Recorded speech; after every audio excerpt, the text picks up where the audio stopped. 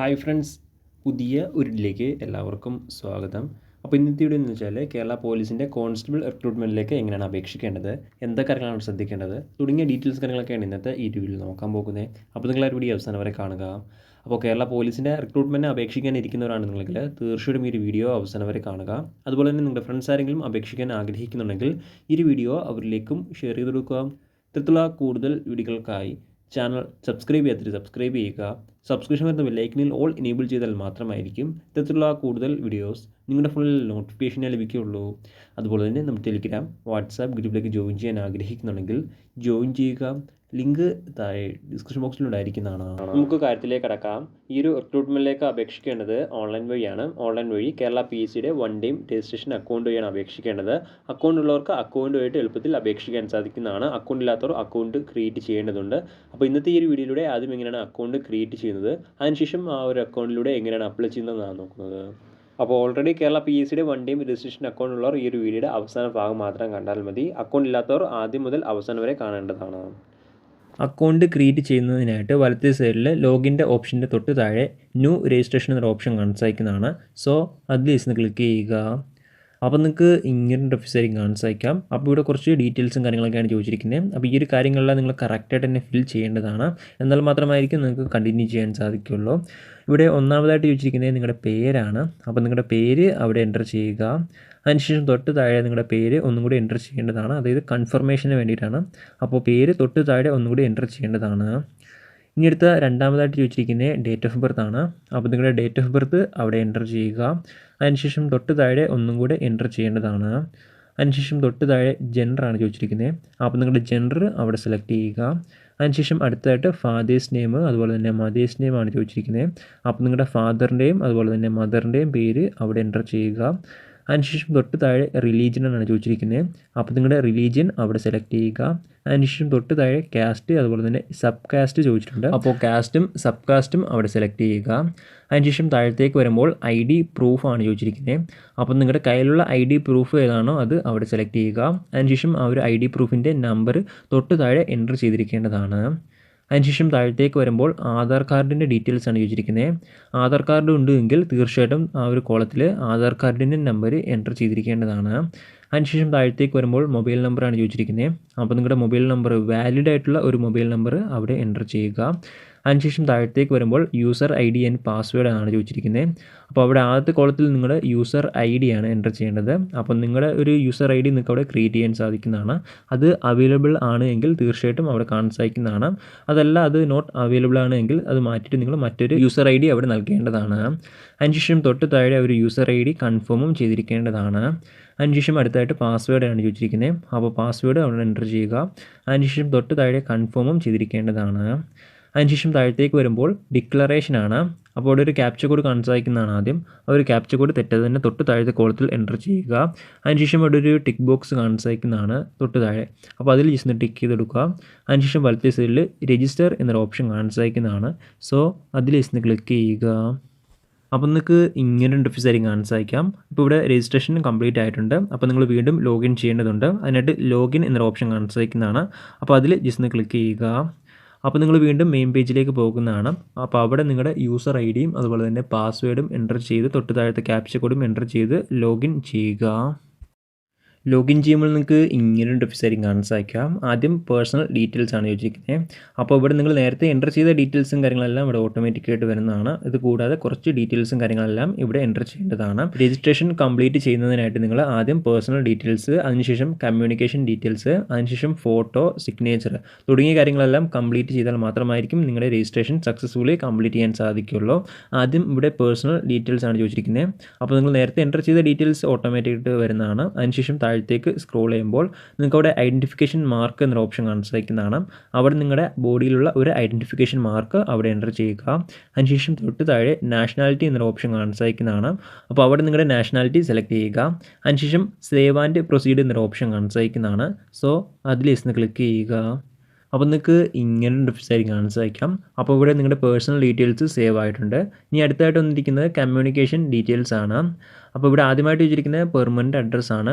House number, street അല്ലെങ്കിൽ place, post office, പിന്നെ state, district, taluk, local body type, local body village തുടങ്ങിയ കാര്യങ്ങളാണ് permanent അഡ്രസ്സിൽ ചോദിച്ചിരിക്കുന്നത്. അപ്പോൾ ഇതെല്ലാം നിങ്ങൾ ഫിൽ ചെയ്തിരിക്കേണ്ടതാണ്. അതിനുശേഷം തൊട്ട് താഴെ പ്രസൻറ്റ് അഡ്രസ്സ് അല്ലെങ്കിൽ കമ്മ്യൂണിക്കേഷൻ അഡ്രസ്സ് ചോദിച്ചിട്ടുണ്ട്. അപ്പോൾ ഈ ഒരു 2 അഡ്രസ്സും സെയിം ആണ് എങ്കിൽ അവിടെ നിങ്ങൾക്ക് ടിക്ക് ബോക്സ് കാണിക്കുന്നതാണ് സെയിം ആസ് എന്ന് പറഞ്ഞിട്ട്. അപ്പോൾ അതിൽ ജസ്റ്റ് ഒന്ന് ടിക്ക് ചെയ്തെടുത്താൽ മാത്രം മതി. അതല്ല ഡിഫറൻ്റ് ആണെങ്കിൽ തൊട്ട് താഴത്തെ ഓപ്ഷനിൽ നിങ്ങൾ എൻ്റർ ചെയ്യേണ്ടതാണ്. അതിനുശേഷം താഴത്തേക്ക് വരുമ്പോൾ ഇമെയിൽ ഐ ഡിയും മൊബൈൽ നമ്പറുമാണ് ചോദിച്ചിരിക്കുന്നത്. അപ്പോൾ നിങ്ങളുടെ വാലിഡ് ആയിട്ടുള്ള ഒരു ഇമെയിൽ ഐ ഡിയും മൊബൈൽ നമ്പറും അവിടെ എൻ്റർ ചെയ്തിരിക്കേണ്ടതാണ്. ഇത് നിർബന്ധമായിട്ടും പറയുന്നില്ല, ഉള്ളവർ തീർച്ചയായിട്ടും എൻ്റർ ചെയ്തിരിക്കേണ്ടതാണ്. അതിനുശേഷം വലത്തെ സൈഡിൽ സേവ് ആൻഡ് പ്രൊസീഡ് എന്നൊരു ഓപ്ഷൻ കാണിച്ചിരിക്കുന്നതാണ്. സോ അതിൽ ജസ്റ്റ് ക്ലിക്ക് ചെയ്യുക. അപ്പോൾ നിങ്ങളുടെ കമ്മ്യൂണിക്കേഷൻ ഡീറ്റെയിൽസും കാര്യങ്ങളെല്ലാം ഇവിടെ സേവ് ആയിരിക്കുന്നതാണ്. ഇനി അടുത്തതായിട്ട് ഫോട്ടോ അപ്ലോഡ് ചെയ്യാനുള്ള ഓപ്ഷനാണ് വന്നിരിക്കുന്നത്. അപ്പോൾ ഫോട്ടോ അപ്ലോഡ് ചെയ്യുമ്പോൾ ശ്രദ്ധിക്കുക, നിങ്ങളുടെ ഫോട്ടോയിൽ നിങ്ങളുടെ പേരും അതുപോലെ തന്നെ എന്നാണ് ഫോട്ടോ എടുത്തിട്ടുള്ള ആ ഒരു ഡേറ്റ് കറക്റ്റായിട്ട് തന്നെ ആ ഒരു ഫോട്ടോയിൽ ഉണ്ടായിരിക്കേണ്ടതാണ്. എന്നാൽ മാത്രമായിരിക്കും നിങ്ങൾക്ക് ഈ ഒരു വെബ്സൈറ്റിൽ ഫോട്ടോ അപ്ലോഡ് ചെയ്യാൻ സാധിക്കുകയുള്ളൂ. അതിനായിട്ട് അവിടെ ആദ്യം ഒരു ഡിക്ലറേഷനാണ്, ഐ എഗ്രി എന്ന് പറഞ്ഞൊരു ബോക്സ് കാണിച്ചിരിക്കുന്നതാണ്. അപ്പോൾ അതിൽ ജസ്റ്റ് ഒന്ന് ടിക്ക് ചെയ്തെടുക്കുക. അതിനുശേഷം നെക്സ്റ്റ് എന്നൊരു ഓപ്ഷൻ കാണിച്ചിരിക്കുന്നതാണ്. സോ അതിൽ ജസ്റ്റ് ക്ലിക്ക് ചെയ്യുക. അപ്പോൾ നിങ്ങൾക്ക് ഫോട്ടോ അപ്ലോഡ് ചെയ്യാനുള്ള ഓപ്ഷൻ തൊട്ട് താഴെ എനേബിൾ ആയിട്ട് വരുന്നതാണ്. അതുപോലെ തന്നെ ഫോട്ടോ അപ്ലോഡ് ചെയ്യുമ്പോൾ ശ്രദ്ധിക്കാം, ഫോട്ടോ മിനിമം 30 KB താഴെ ആയിരിക്കേണ്ടതാണ്. അതുപോലെ തന്നെ ഫോട്ടോയുടെ ഡയമെൻഷൻ ഹൈറ്റ് 200 പിക്സലും വിഡ്ത്ത് 150 പിക്സലും ആയിരിക്കേണ്ടതാണ്. എന്നാൽ മാത്രമായിരിക്കും ഈ ഒരു വെബ്സൈറ്റിൽ അപ്ലോഡ് ചെയ്യാൻ സാധിക്കുകയുള്ളൂ. അതുപോലെ തന്നെ ഇമേജ് JPG ഫോർമാറ്റിലായിരിക്കേണ്ടതാണ്. ഈ ഒരു ഫോർമാറ്റിലാക്കിയ ശേഷം നിങ്ങൾ അപ്ലോഡ് ചെയ്യുക. അപ്ലോഡ് ചെയ്യുമ്പോൾ നിങ്ങൾക്ക് ഇങ്ങനെ വെബ്സൈറ്റ് കാണാൻ സാധിക്കാം. അപ്പോൾ ഇവിടെ കുറച്ച് കാര്യങ്ങൾ നിങ്ങൾ ഫിൽ ചെയ്യേണ്ടതുണ്ട്. ഇതിൽ ഒന്നാമതായിട്ട് വെച്ചിരിക്കുന്നത് name mass scene in your photograph. അപ്പോൾ നിങ്ങളുടെ ഫോട്ടോഗ്രാഫിൽ നൽകിയിട്ടുള്ള ആ ഒരു പേര് അവിടെ എൻ്റർ ചെയ്യാനാണ് ആവശ്യപ്പെട്ടിരിക്കുന്നത്. അപ്പോൾ ആ ഒരു പേര് കറക്റ്റായിട്ട് തന്നെ അവിടെ എൻ്റർ ചെയ്യുക. അതിനുശേഷം തൊട്ട് താഴെ date as on the photograph, അതായത് ആ ഒരു ഫോട്ടോ എടുത്തിട്ടുള്ള ഡേറ്റ് എന്നാണെന്നാണ് ചോദിച്ചിരിക്കുന്നത്. അപ്പോൾ ആ ഒരു ഫോട്ടോയിലുള്ള ഡേറ്റ് തന്നെ തൊട്ട് താഴെ എൻ്റർ ചെയ്തിരിക്കേണ്ടതാണ്. അതിനുശേഷം താഴത്തേക്ക് വരുമ്പോൾ 3 ഡിക്ലറേഷൻ ബോക്സ് കാണിച്ചിരിക്കുന്നതാണ്. അപ്പോൾ അതിൽ 3ലും ടിക്ക് ചെയ്ത് കൊടുക്കുക. അതിനുശേഷം സേവ് ആൻഡ് പ്രൊസീഡ് എന്നൊരു ഓപ്ഷൻ കാണിച്ചിരിക്കുന്നതാണ്. സോ അതിൽ ജസ്റ്റ് ക്ലിക്ക് ചെയ്യുക. അപ്പോൾ നിങ്ങൾക്ക് ഇങ്ങനൊരു വെബ്സൈറ്റ് കാണാൻ സാധിക്കാം. അപ്പോൾ ഇവിടെ ഒരു കൺഫർമേഷൻ കാണാൻ സാധിക്കുന്നതാണ്. അപ്പോൾ അതിൽ ഓക്കെ കൊടുക്കുക. അതിനുശേഷം നിങ്ങളുടെ സിഗ്നേച്ചർ അപ്ലോഡ് ചെയ്യാനാണ് ആവശ്യപ്പെട്ടിരിക്കുന്നത്. സിഗ്നേച്ചറും കറക്റ്റായിട്ട് തന്നെ സൈസും കാര്യങ്ങളൊക്കെ പറയുന്നുണ്ട്. മിനിമം 30 KB താഴെ ആയിരിക്കേണ്ടതാണ്. ഡയമെൻഷൻ നോക്കുകയാണെങ്കിൽ വിഡ്ത്ത് 150 പിക്സലായിരിക്കേണ്ടതാണ്. ഹൈറ്റ് 100 പിക്സലും ആയിരിക്കേണ്ടതാണ്. ഇമേജ് ടൈപ്പ് JPG ആയിരിക്കേണ്ടതാണ്. അതിനുശേഷം നിങ്ങളുടെ ആ ഒരു സിഗ്നേച്ചർ ആ ഒരു ഫോർമാറ്റിലാക്കിയ ശേഷം അവിടെ അപ്ലോഡ് ചെയ്യുക. അപ്ലോഡ് ചെയ്ത ശേഷം ചെറിയൊരു ഡിക്ലറേഷൻ ചോദിക്കുന്നതാണ്. അപ്പോൾ അതിൽ ജസ്റ്റ് ഒന്ന് ടിക്ക് ചെയ്തെടുക്കുക. അതിനുശേഷം സേവ് ആൻഡ് പ്രൊസീഡ് എന്നൊരു ഓപ്ഷൻ കാണിച്ചിരിക്കുന്നതാണ്.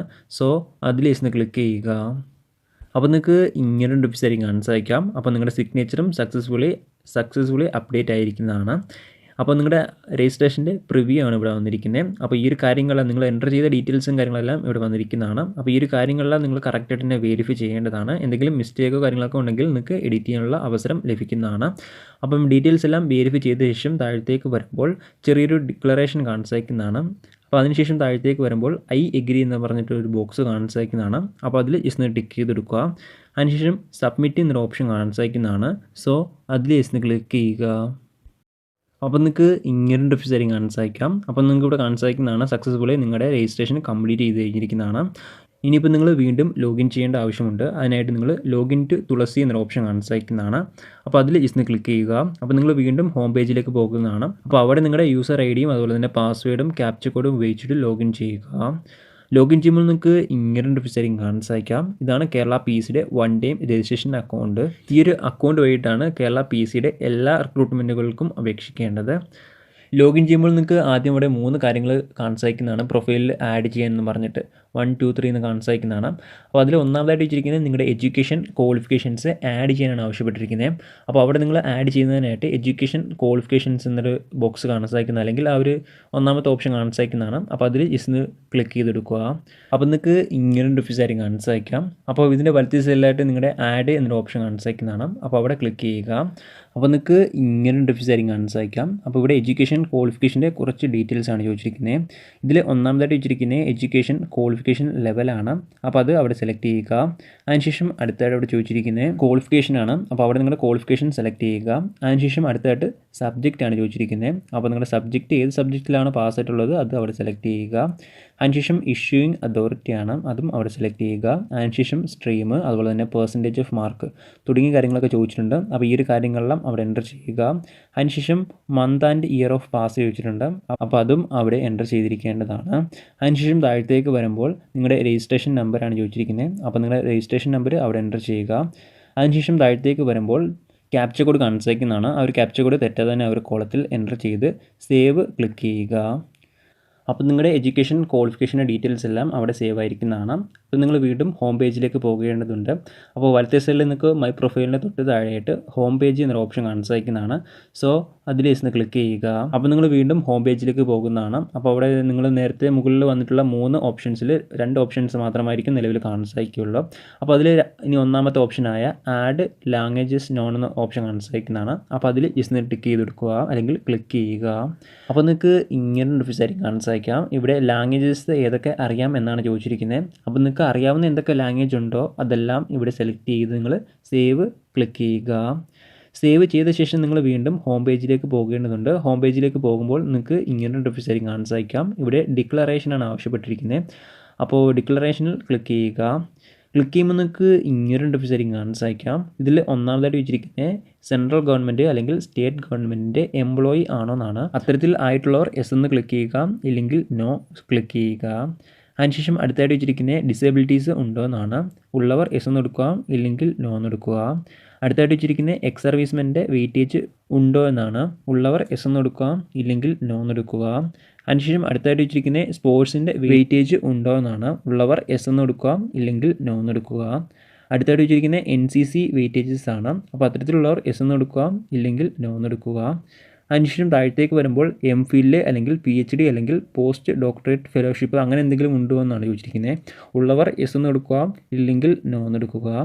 അതിനുശേഷം താഴത്തേക്ക് വരുമ്പോൾ ഇനി പ്രിഫറൻസ് ഏതെങ്കിലും പ്രിഫറൻസ് ഉണ്ടോ എന്നാണ്. ഉള്ളവർ അവിടെ എസ് എന്ന് എടുക്കുക, ഇല്ലെങ്കിൽ നോ എന്ന് എടുക്കുക. അതിനുശേഷം താഴത്തേക്ക് വരുമ്പോൾ എന്തെങ്കിലും വർക്ക് എക്സ്പീരിയൻസ് ഉണ്ടോ എന്നാണ്. ഉള്ളവർ എസ് എന്ന് എടുക്കുക, ഇല്ലെങ്കിൽ നോ എന്ന് എടുക്കുക. അതിനുശേഷം താഴത്തേക്ക് വരുമ്പോൾ നിങ്ങളുടെ ഏതെങ്കിലും സർവീസിൽ നിന്നും ഡിസ്മിസ് ചെയ്തിട്ടുണ്ടോ എന്നാണ്. ഉള്ളവർ എസ് എന്ന് എടുക്കുക, ഇല്ലെങ്കിൽ നോ എന്ന് എടുക്കുക. അതിനുശേഷം താഴത്തേക്ക് വരുമ്പോൾ ഏതെങ്കിലും പബ്ലിക് സർവീസ് കമ്മീഷൻസ് ഡീബാർ ചെയ്തിട്ടുണ്ടോ എന്നാണ്. ഉള്ളവർ എസ് എന്ന് എടുക്കുക, ഇല്ലെങ്കിൽ നോ എന്ന് എടുക്കുക. ഇത്രയും കാര്യങ്ങളാണ് മെയിനായിട്ടും ഈ ഒരു സെക്ഷനിൽ ചോദിച്ചിരിക്കുന്നത്. അപ്പോൾ ഈ ഒരു കാര്യങ്ങളെല്ലാം നിങ്ങൾ ക്ലിക്ക് ചെയ്ത ശേഷം താഴെ ഒരു ക്യാപ്ച കോഡ് കാണിച്ചേക്കുന്നതാണ്. ആ ഒരു ക്യാപ്ച കോഡ് തെറ്റാതെ തന്നെ എൻ്റർ ചെയ്ത് സേവ് ക്ലിക്ക് ചെയ്യുക. അപ്പോൾ നിങ്ങൾക്ക് ഇങ്ങനൊരു ഓപ്ഷൻ കാണിച്ചേക്കാം. അപ്പോൾ ഇവിടെ നിങ്ങളുടെ ഡിക്ലറേഷൻസ് സേവ് ആയിരിക്കുന്നതാണ്. അപ്പോൾ നിങ്ങൾ വീണ്ടും ഹോം പേജിലേക്ക് പോകേണ്ടതുണ്ട്. എന്നിട്ട് നിങ്ങൾ വലത്തെ സൈഡിലെ ഹോം പേജ് എന്നൊരു ഓപ്ഷൻ കാണിച്ചേക്കുന്നതാണ്. അപ്പോൾ അതിൽ ക്ലിക്ക് ചെയ്യുക. ഇത്രയും കാര്യങ്ങൾ ചെയ്തപ്പോൾ കേരള PSCയുടെ 1 ടൈം രജിസ്ട്രേഷൻ അക്കൗണ്ട് ക്രിയേറ്റ് ചെയ്ത് കഴിഞ്ഞിരിക്കുന്നതാണ്. ഇനി അടുത്ത ഈ ഒരു റിക്രൂട്ട്മെൻറ്റിലേക്ക് അപേക്ഷിക്കുന്നതിനായിട്ട് നിങ്ങൾ മെയിൻ പേജിലേക്ക് തന്നെ നോട്ടിഫിക്കേഷൻ എന്ന സെക്ഷൻ കാണിച്ചേക്കുന്നതാണ്. സോ അതിൽ നിന്ന് ക്ലിക്ക് ചെയ്യുക. അപ്പോൾ നിങ്ങൾക്ക് ഇങ്ങനൊരു ഓപ്ഷൻ കാണിച്ചേക്കാം. ഈ ഒരു സെക്ഷനിൽ ഓരോ കാറ്റഗറി വൈസ് നോട്ടിഫിക്കേഷൻ വന്നിരിക്കുക കാണിച്ചേക്കുന്നതാണ്. ഈ ഒരു സെക്ഷൻ്റെ താഴത്തേക്ക് വരുമ്പോൾ കാറ്റഗറി നമ്പർ എന്നൊരു സെക്ഷൻ കാണിച്ചേക്കുന്നതാണ്. കാറ്റഗറി നമ്പർ ഉപയോഗിച്ച് നിങ്ങൾക്ക് എളുപ്പത്തിൽ ഈ ഒരു റിക്രൂട്ട്മെൻറ്റിലേക്ക് അപേക്ഷിക്കാൻ സാധിക്കുന്നതാണ്. ഈ ഒരു റിക്രൂട്ട്മെൻറ്റ് കാറ്റഗറി നമ്പർ നോക്കുകയാണെങ്കിൽ മെയിൽസിൻ്റെ കാറ്റഗറി നമ്പർ 740/2024 ആണ്. വുമൻസിൻ്റെ കാറ്റഗറി നമ്പർ 582/2024. ഈ ഒരു നമ്പർ ആ ഒരു സെക്ഷനിൽ എൻ്റർ ചെയ്ത് ക്വിക്ക് അപ്ലൈയിൽ ക്ലിക്ക് ചെയ്ത് കഴിഞ്ഞാൽ എളുപ്പത്തിൽ ഈ ഒരു റിക്രൂട്ട്മെൻറ്റിൻ്റെ നോട്ടിഫിക്കേഷൻ കണ്ടെത്താനും അതുപോലെ തന്നെ അപേക്ഷിക്കാനും സാധിക്കുന്നതാണ്.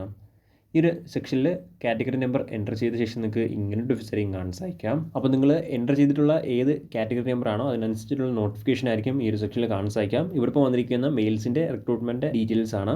നിങ്ങൾ വുമൻസിൻ്റെ കാറ്റഗറി നമ്പർ എൻ്റർ ചെയ്യുകയാണെങ്കിൽ വുമൻ പോലീസ് കോൺസ്റ്റബിളിൻ്റെ ഡീറ്റെയിൽസ് ഈ ഒരു സെക്ഷനിൽ വരുന്നതാണ്. അപ്പോൾ നിങ്ങൾക്ക് ആ ഒരു ബോക്സ് അല്ലെങ്കിൽ ആ ഒരു സെക്ഷൻ്റെ വലത്തെ സൈഡിലായിട്ട് അപ്ലൈ നൗ എന്നൊരു സെക്ഷൻ കാണിച്ചേക്കുന്നതാണ്. സോ അതിൽ നിന്ന് ക്ലിക്ക് ചെയ്യുക.